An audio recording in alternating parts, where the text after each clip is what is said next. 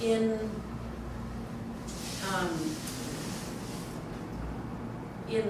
the academic theater and performance world that we met each other in, and kind of performance studies world, there's that very question about how to categorize a performance that's a big conversation that but just so you know that your question is, there's a lot of other people who are asking similar questions, and there are kind of different agendas about, I guess I would say, like territories about, you know, like, well, this is theater, and so like what you did was not theater because you were playing yourselves, but well, we weren't really playing ourselves, like were we playing each other?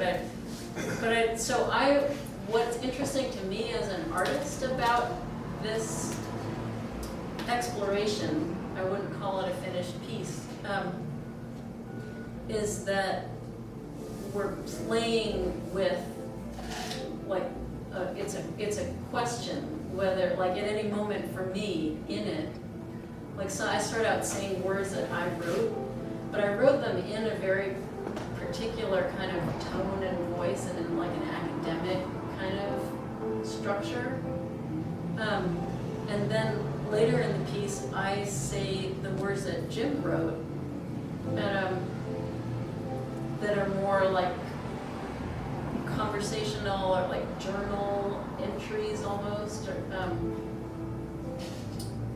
But I'm not thinking like in a Stanislavski sort of way. I'm now playing James Marchbanks.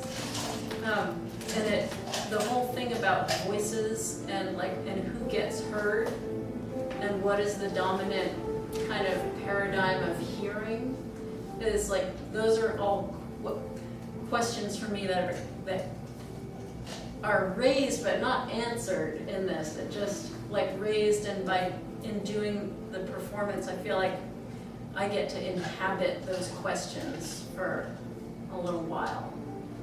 And playing with memorizing his words and saying them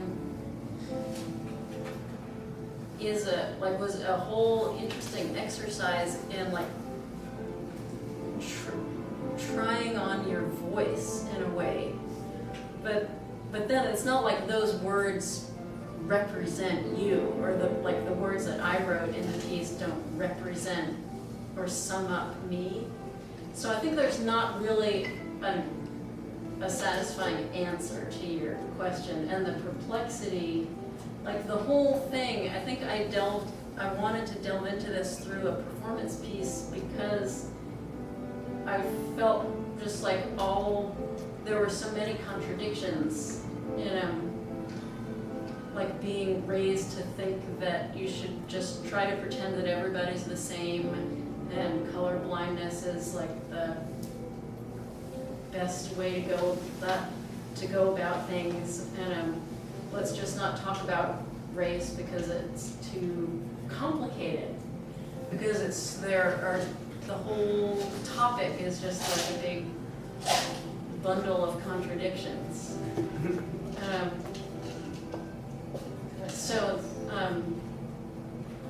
So perplexity is the name of the game. So if that's what you were going for, was just to raise these questions, I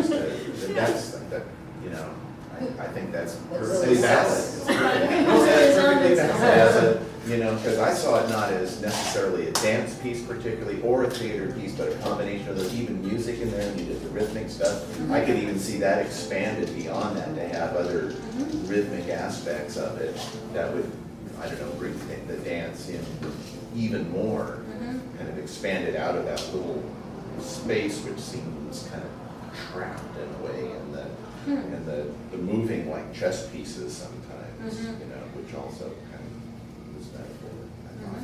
Yeah. What you said about, not connected and not connecting. I mean, connected back to back, so you never really connected with your faces.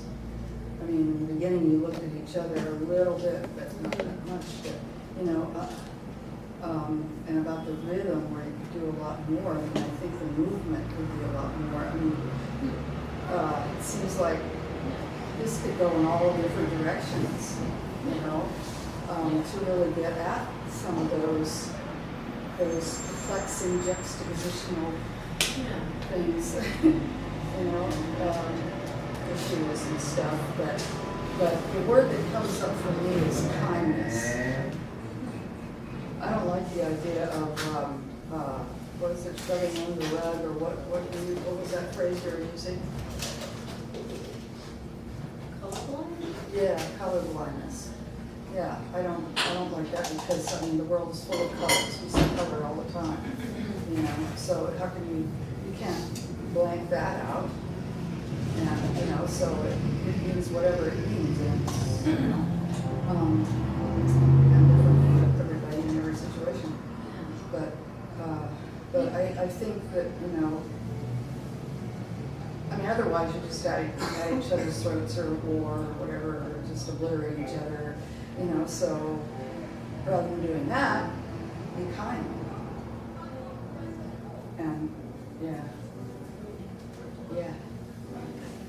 Well, the back-to-back thing could be interpreted as like not quite connecting, but if we look at it from a different angle, it can be seen as a higher form of trust because, like, when you turn your back to someone you trust and that you can happen to you know, and when you're face to face, then you're like ready for whatever.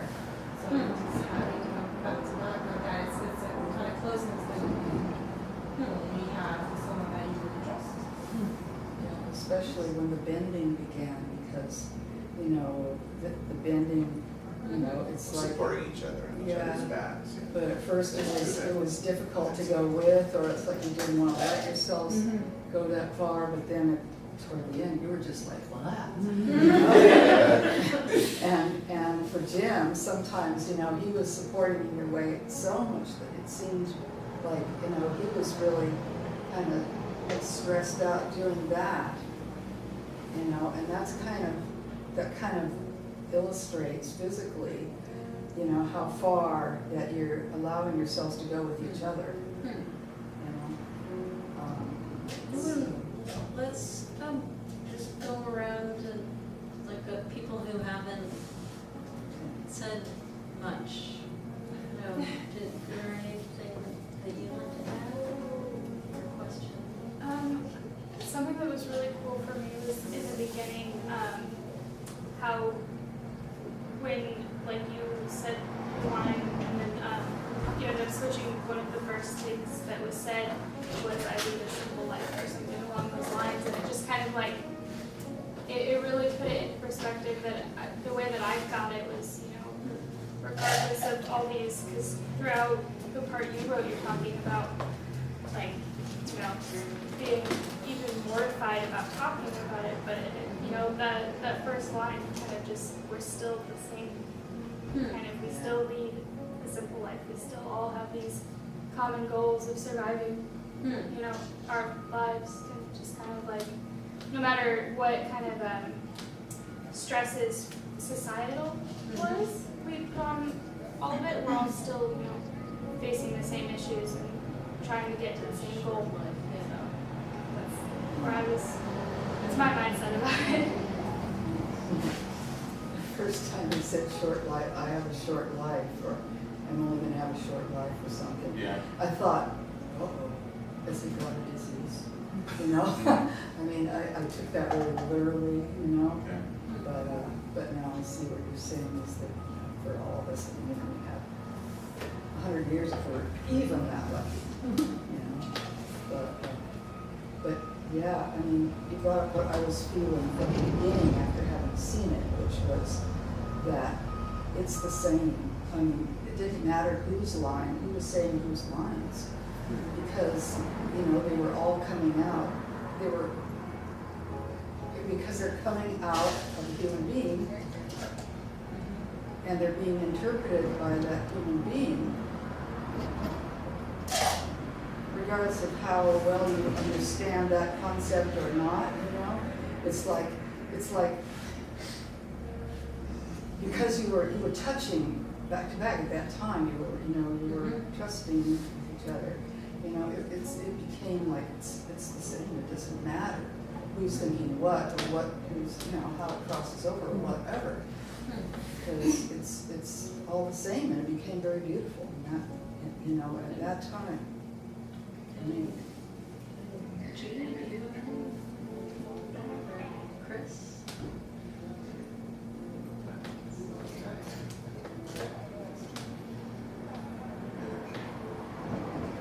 I guess I'm kind of curious, you're the only one who really addressed this question. I'm kind of curious how it moved any of us to change our thinking in any way about race. Like, what are we taking away from this conversation? I mean, I'm assuming that you want to stimulate people to delve into the issue of race. Mm-hmm. That's kind of what you said, and that seemed like the point of the evening. Yeah. Maybe, yeah, I'll just briefly say it, like, I realize that maybe in introducing this project, or like doing similar showings like this where we have time to talk with people afterward, that maybe it would be useful for us to emphasize that that the point is not to, that the point is to stimulate thinking, but that I really feel like it's a very long-term, lifelong process of that this thing that happened at Davis a few years ago, I felt like was kind of a change event for me, in like a sort of wake-up call that I needed to get some new perspectives on race and how that I was involved in any sort of conversation. But that I realized that was 4 or 5 years ago. It's like I'm in a very different place now than I was like when we were doing that first collaboration, and I continued to learn, and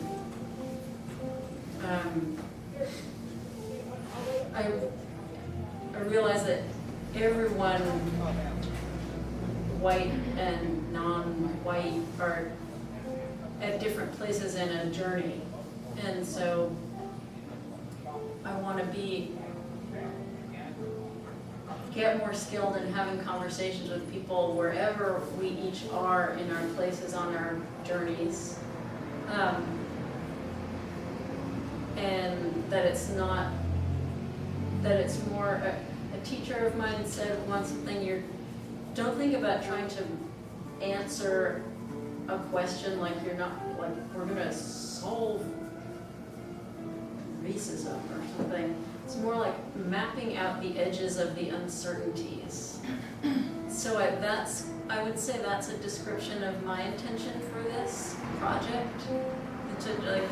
I invited you all into this process of witnessing some of our process. Did you be interested in finding out what other people, how they would respond to Judy's question? Yes. My main thing, I think I struggle with this most of all is I want this to be I'm trying to find a way to make this more syllable to a point, because when it gets all like this, it's like, and I'm like, I don't know, it's just too much. And it's like, find a way that's like nice and concrete and straight. I mean, and then from there it can build to, complexity, but finding what's simple. But for me right now, it's too complex, it's too much going on. I have something I would like to say, but I want to also, people do want to respond to Judy's question. I want to make sure there's space for that. what was her original question? How to change people's thinking. Yeah, I just wondered if anyone, Oh, yeah. how it affected our thinking on race. I don't know your name. Hunter. Hunter, because Hunter really, when he spoke, he definitely addressed that.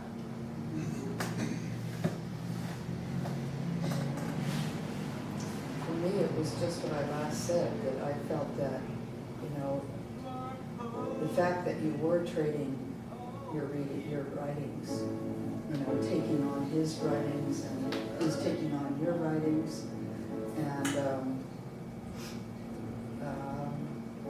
it just seemed like, you know, that's the meeting, or that's as far as this meeting can go, and that's a lot, you know, to take it on and to feel the weight of each other's person, you know, in all aspects through those words. And that, you know, that in its way eliminates that the topic of race. It eliminates it because, you know, because it's just two people. Different, but two. That's why I wanted to do it and not necessarily bring up race, or it's more, you know, it comes out instead of us saying, okay, we're gonna talk about race. You know, what do we think about race?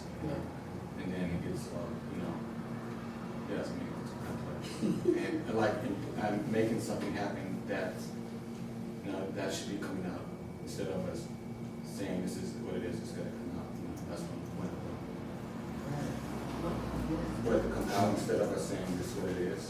This is, we just bring it out and, you know, show what racism is instead of saying this is about racism. Or maybe it would turn out to be something else. For me, there's a confusion between race and racism. And, I think you were saying that this is more about race.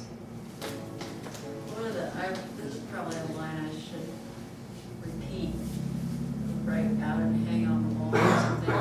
And one of the lines in it was, I'm using,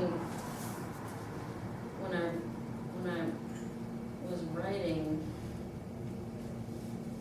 I don't know if everybody can see this, but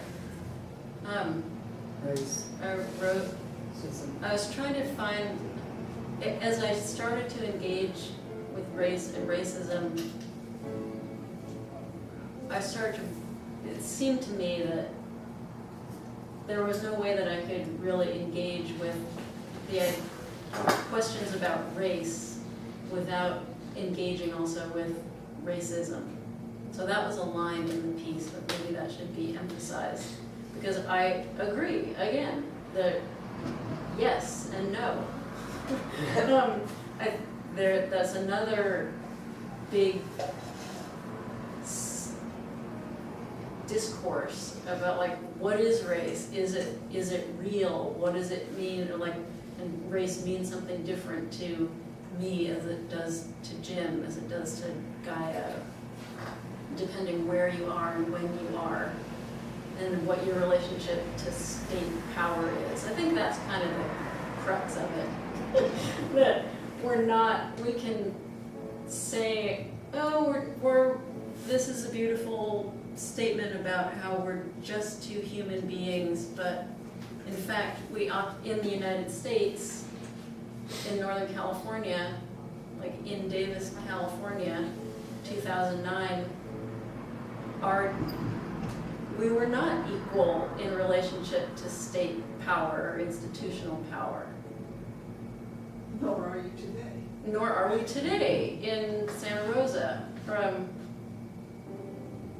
So I think maybe that's a kernel that is dealing with our different, we're all individuals and we're in communities, but we occupy different relationships to power. And who else has a response to Judy's question? And I'm curious, Judy, who are you? Do you teach something about this, or you have some professional connection to? Well, I've had a long time commitment and interest to understanding how my being white impacts my life.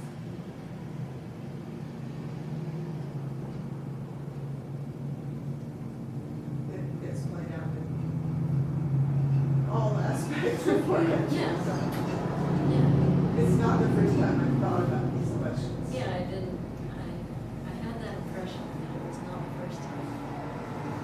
But Christopher sort of gave it away too, because he said that you were a teacher or a professor, and so I wondered if you taught courses about like race and ethnicity, or it's hard to put you on the spot. Well, from my perspective, anything I teach, there's no way to teach anything without having the fact that I'm white and that I've lived as a white person and I observe as a white person be part of the teaching.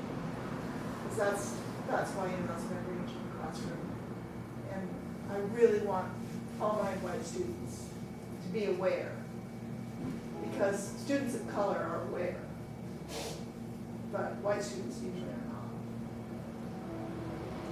not. Of race, as you put it, racism.